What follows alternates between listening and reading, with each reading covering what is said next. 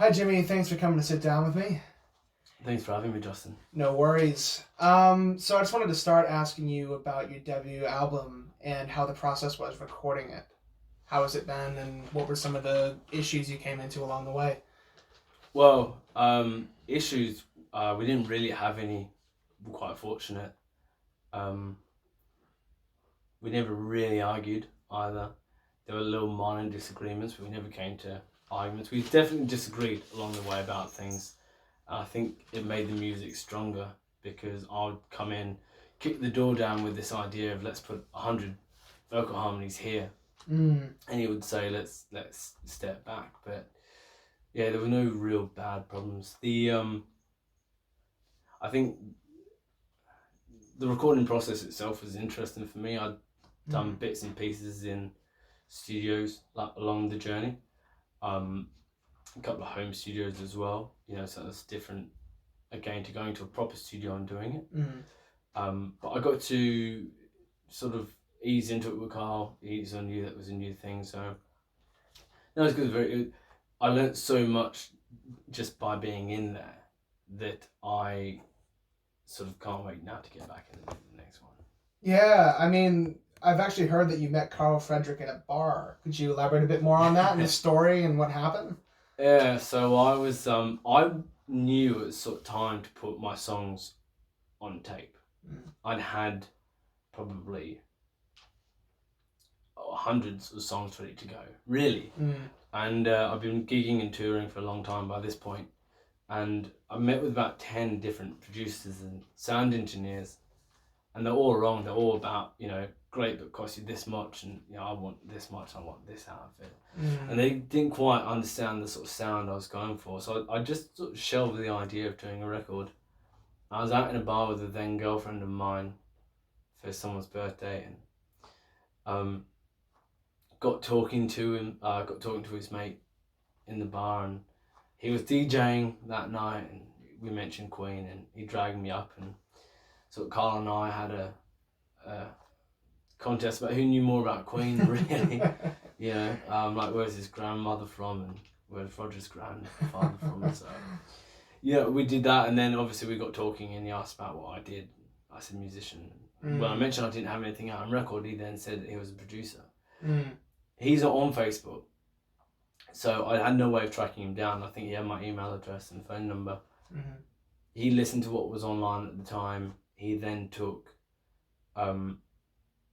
parts, or like listened to that, and then he actually emailed me back too. But I never got the email because we just never know what happened. So I tracked him down on Instagram. Yeah. And a couple of beers later, we were signing off on the project. That's really amazing. So, you haven't released an album for some time, but you've had quite a major focus on touring leading up till this point. Why is that? Why do you have such a focus on touring? What's the motives behind it? Well, you can't beat a live show. Yeah. No, I think, Justin, what happened is I'd sort of wasn't ready to go into the studio for a while, and knew that. I'm going to spend the money doing it. Once it's there, it's out there.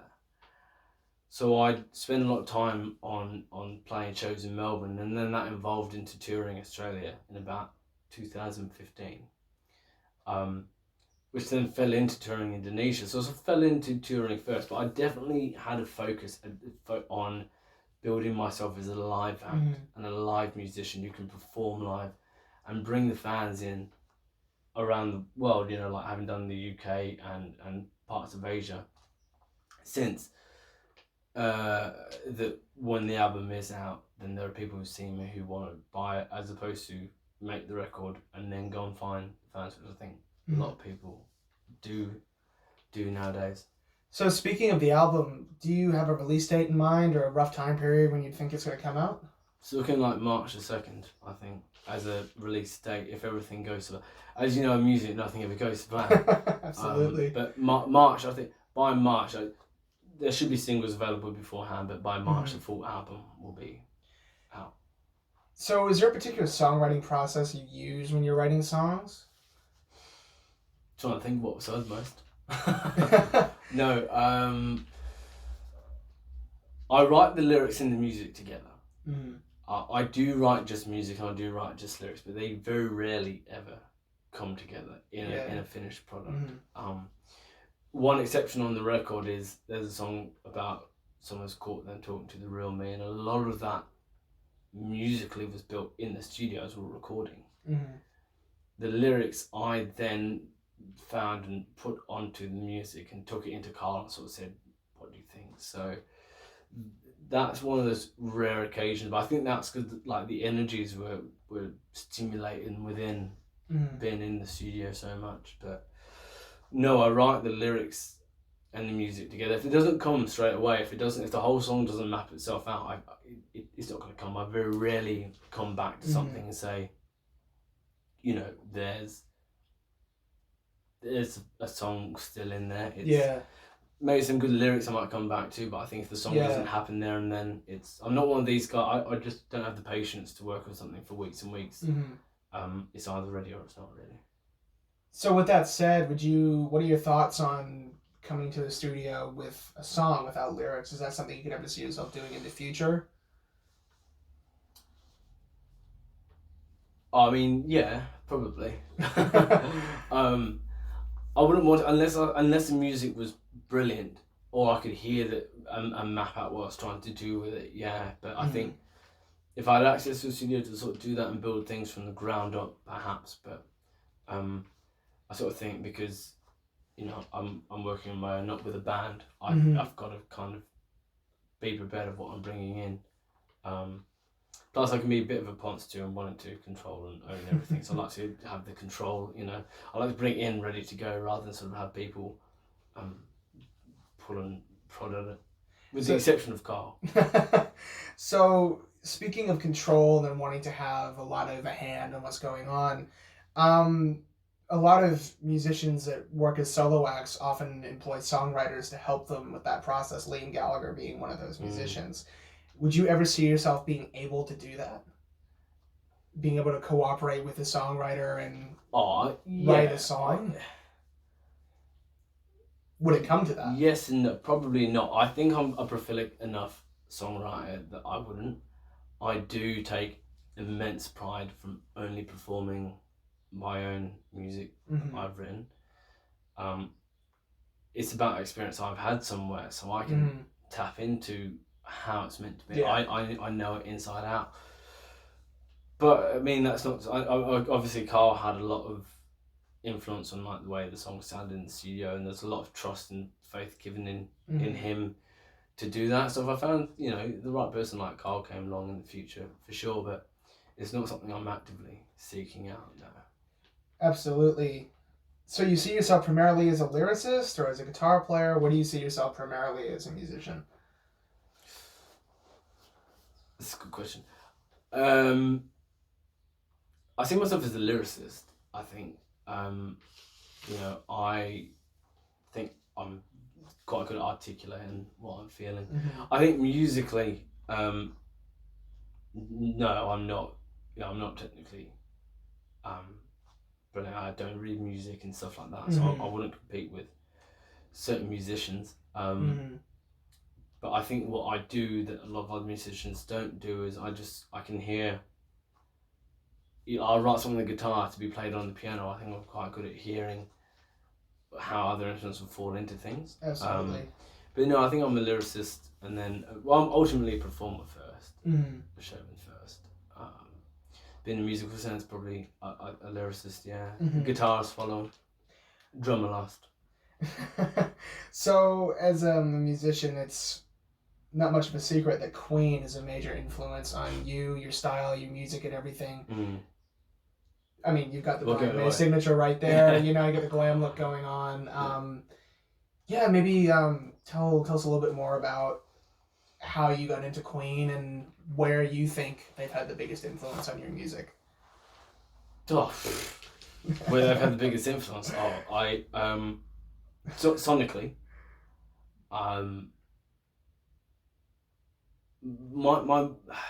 my recollection is just hearing them on the radio as a kid. You know, getting in the car, but you know, my parents would enjoy Queen, but were not fanatical. It's not hereditary. Yeah. love, but I just I'm a sucker for harmonies, obviously, which is a massive Queen thing. No, I don't know where the love came from. My earliest memories are probably singing and dancing along to the DVDs of Live at Wembley and Montreal and stuff like that. But yeah, I think like how they influenced me probably in the music. I think more so than anything, and like obviously quite visually with what they did in the early years. But it's a hard one. I do always fear running the risk of being a Queen tribute act. Yeah, I mean, because along those lines, unfortunately, Freddie passed away from AIDS in the mid '90s, I believe. Yeah, 91. 91. See, obvious that it's had an influence. I haven't got that right now.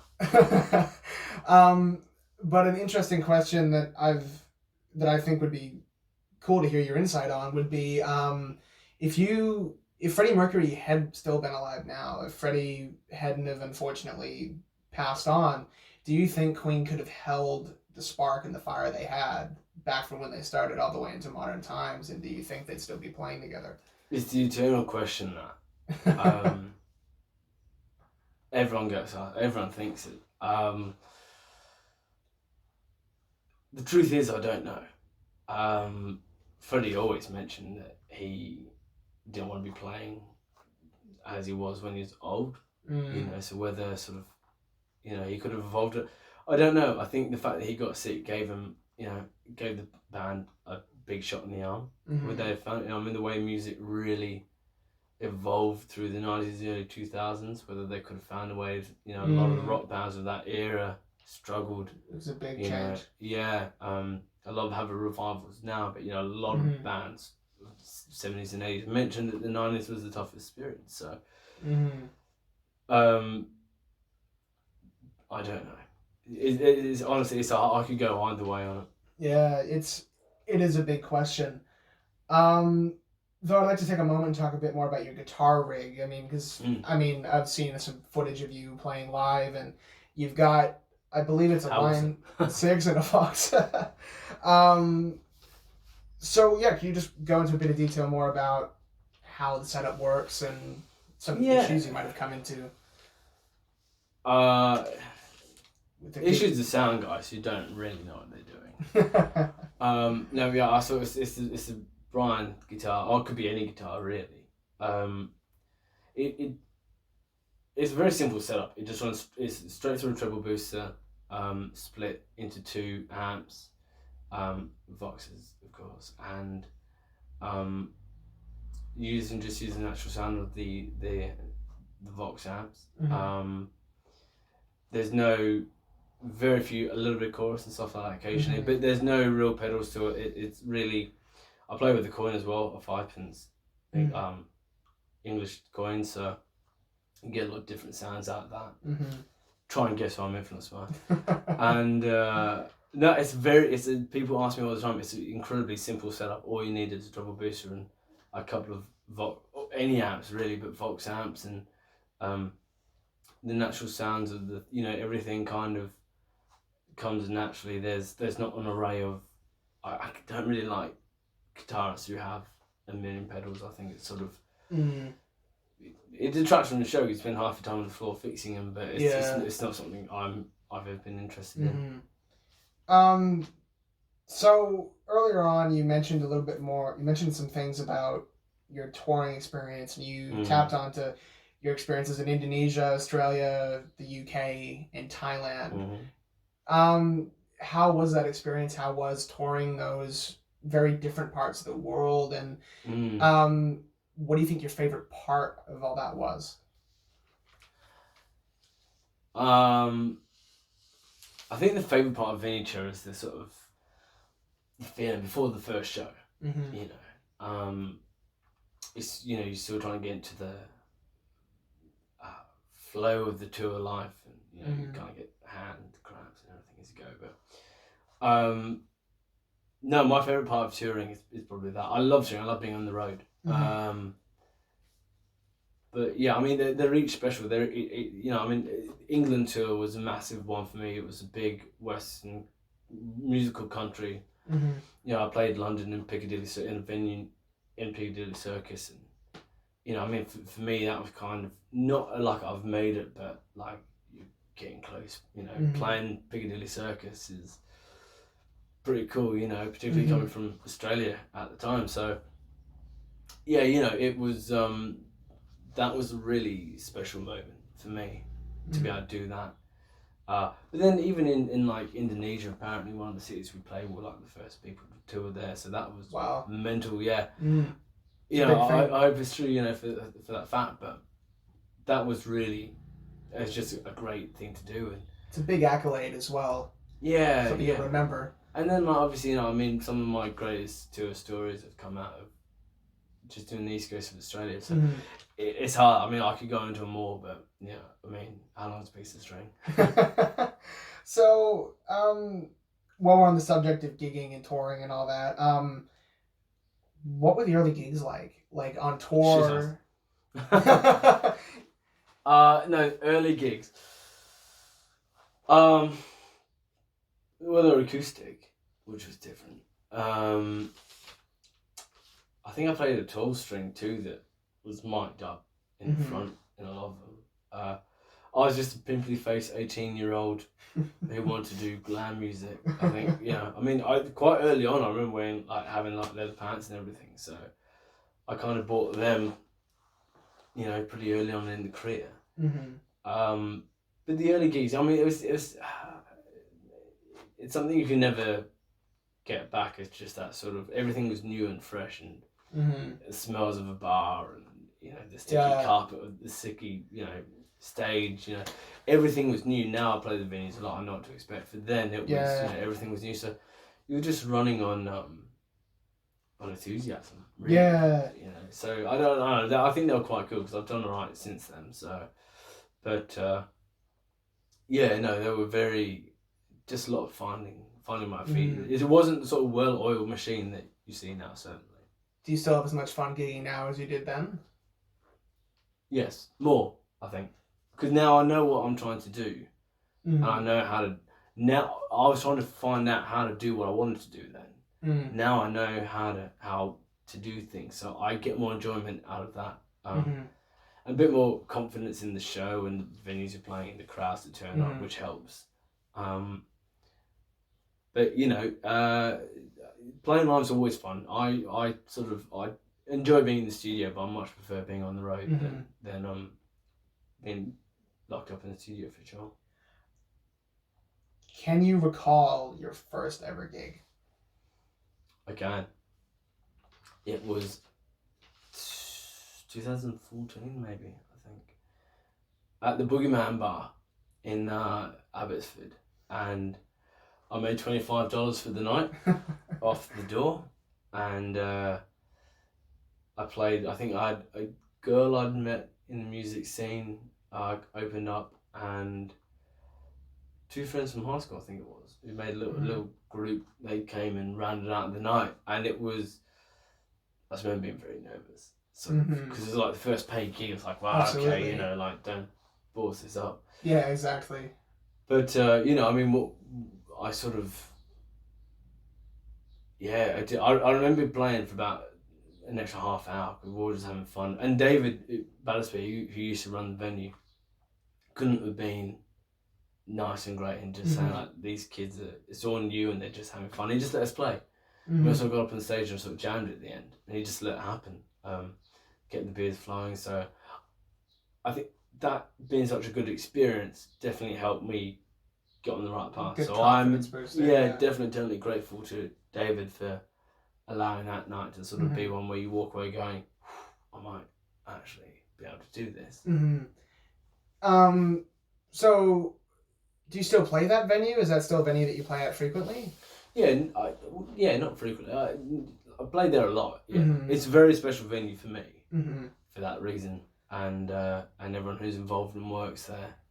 You know, it is one of the better venues in Melbourne, I think, and I'm just very lucky to be in their good books, I suppose.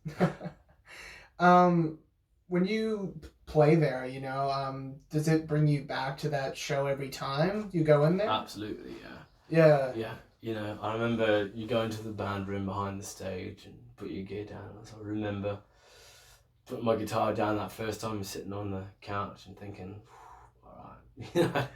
So yeah, no, you definitely relive it. That venue, as I said, it's got special. Even if we're going there for a beer, it's got special. Like I can visualize everything.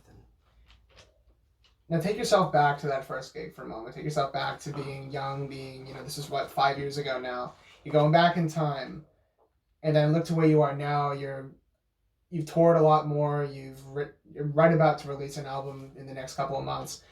Did you think that you would have kept going to this point? Oh yeah. And was there a time when you thought along the way that you weren't going to keep going?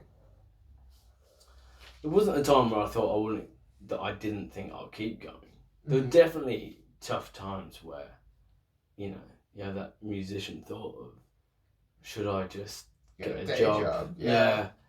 But